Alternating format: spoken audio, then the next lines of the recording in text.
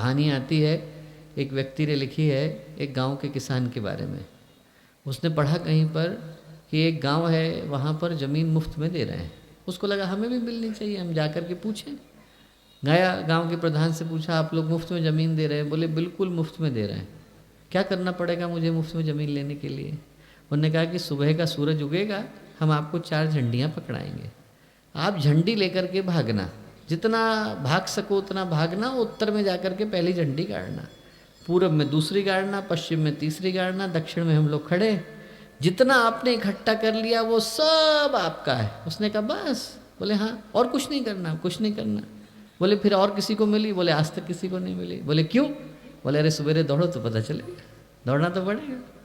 सुबह का सूरज उगा, 4 झंडियाँ पकड़ाई, गांव के प्रधान ने भागना शुरू किया। पूरी की पूरी पंचायत इकट्ठी थी, देखें कहाँ तक जाता है। भागना शुरू किया, जितना भागा उतना क्या बढ़ा? लालच बढ़ा। ये सारी की सारी ज़मीन तो मेरी है, इधर देखो तो मेरी ज़मीन, इधर देखो तो मेरी ज़मीन। और जितना लालच बढ़ा उसको लगा कि अरे एक ही दिन तो भागना है, मैं खाना लेके क्यों भाग रहा हूँ? उसने अपना खाना फेंका। पानी लेके क्यों भाग रहा हूँ? उसने अपना पानी फेंका। ज़्यादा कपड़े क्यों पहन रखे हैं? कपड़े उतारे, ज़्यादा दूर तक पहुँच जाऊँगा। 2 बजे याद आया अरे झंडी भी गाड़नी थी। पहली गाड़ी इधर गया, दूसरी गाड़ी इधर गया, तीसरी गाड़ी। और लेखक ने लिखा है कि उधर सूरज डूब रहा था, इधर व्यक्ति के प्राण जा रहे थे। खाना खाया नहीं, पानी पिया नहीं, भगा चला जा रहा है लालच के कारण, और मिल जाए और मिल जाए, भगा चला जा रहा है। उधर सूरज डूबा और इधर ये अंतिम रेखा से 6 फीट पहले आकर के बेहोश हो गया। 2-3 घंटे के बाद होश आया तो देखा पूरा गांव इकट्ठा है और सब लोग ताली बजा रहे हैं। बोले भैया तुम तो बहुत दूर आ गए। बोले बाकी के लोग आज तक इतने लालच में पड़े हैं, लौट के नहीं आए, झंडियाँ ही गाड़ रहे हैं। तो उसने कहा कि ये जो ज़मीन बच गई इसका आप क्या करोगे? मुफ्त में दोगे क्या मुझे? उन्होंने कहा नहीं, तुम्हारे मरने की प्रतीक्षा कर रहे हैं, इसमें तुम्हारी कब्र खोदेंगे, इतनी ही तुम साथ लेकर के जाते हो। लेकर के तो आदमी जाता नहीं, भागता पर्याप्त। आज आदमी की ज़िंदगी इसी तरह की भागदौड़ में बदल गई। हमें पता भी नहीं चलता कि हम लोग कब इस भागदौड़ का हिस्सा हो गए। सामने वाला बड़ी मोटरसाइकिल लेता है, हमारी मोटरसाइकिल छोटी हो जाती।